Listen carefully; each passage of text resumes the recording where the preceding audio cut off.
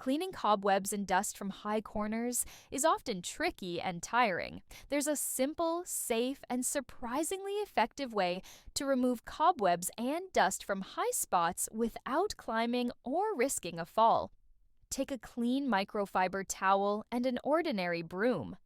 Wrap the towel tightly around the bristles, making sure it fully covers them. Secure it with a few clothespins or rubber bands so it stays firmly in place while you clean. Then, spray a generous amount of air freshener directly onto the towel. Now, use the broom to gently reach ceilings, corners, and light fixtures where cobwebs and dust tend to gather. Move slowly and carefully to avoid scratching the walls or hitting delicate covers.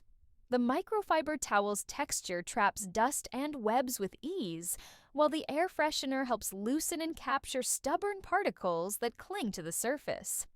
Check the amount of debris that was caught by the towel. You'll see even the highest, hardest to reach corners sparkle,